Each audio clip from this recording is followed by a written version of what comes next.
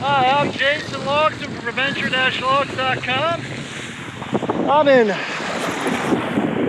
sunny South Padre Island, Texas, and this is the Soul 280 still.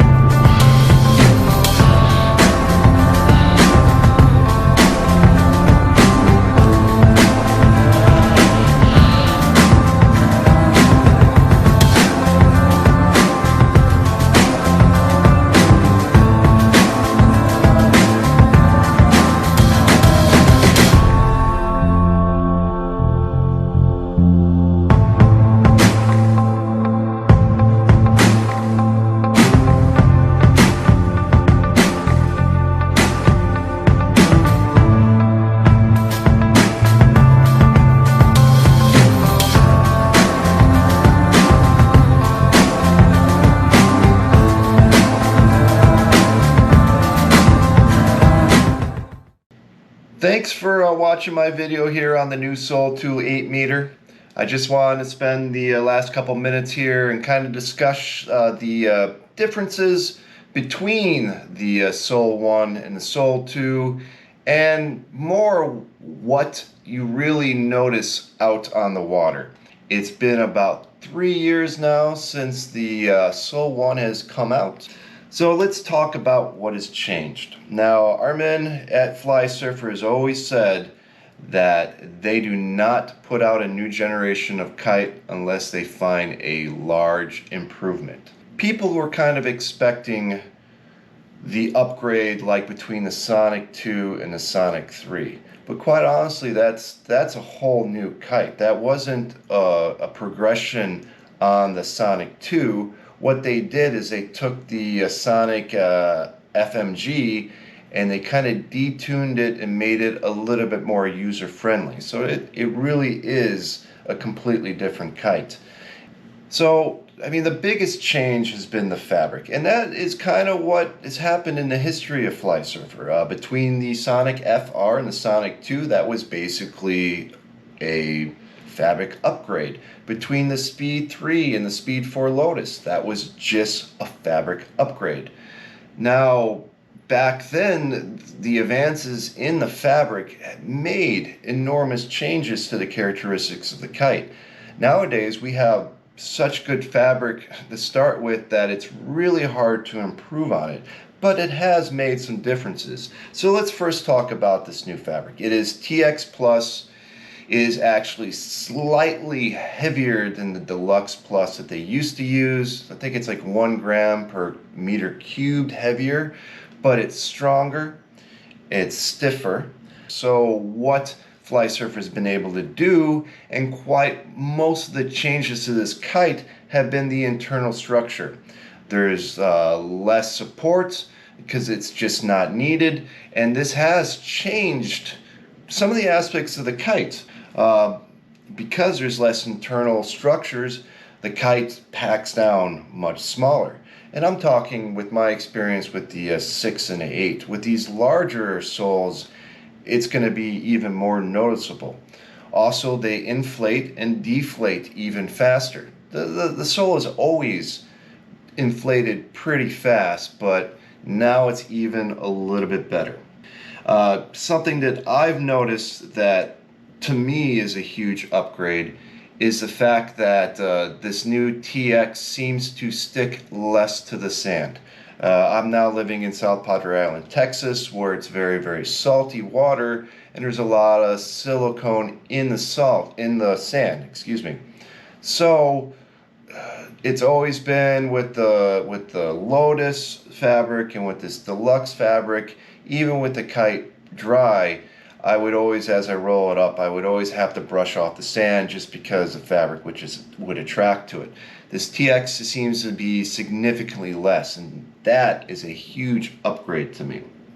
Also, since we're talking about fabric, we can talk about the colors. Flysurfer changed the color around a little bit. They got rid of all the white and they're using this gray. The main reason for that is it's supposed to keep the kite looking newer, longer. I guess some people are having problems with the previous generation. The white would get stained or yellow. I never had an issue with that. These things are important to Flysurfer. They build kites to last. So these kites, they're going to take impacts. These kites are going to last a long, long time.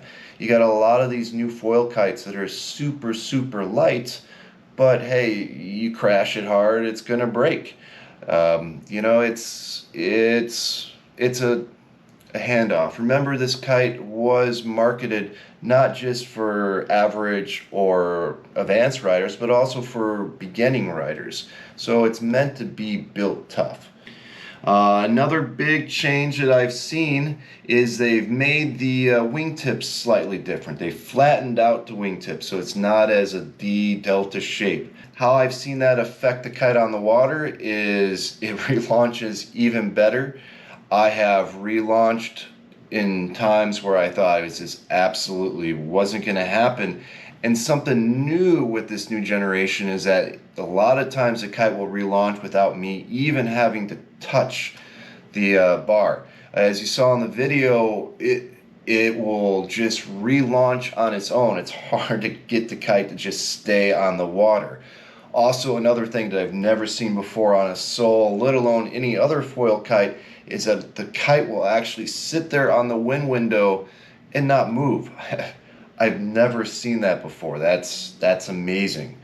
Another little update that Flysurfer has done is they cut the drainage lines on the wingtips. They cut it at an angle, and this has actually improved. I've noticed that I've ingested a lot of water in the surf, and thinking that the kite just is going to take a long time to relaunch, and it comes out quicker. So that's really nice.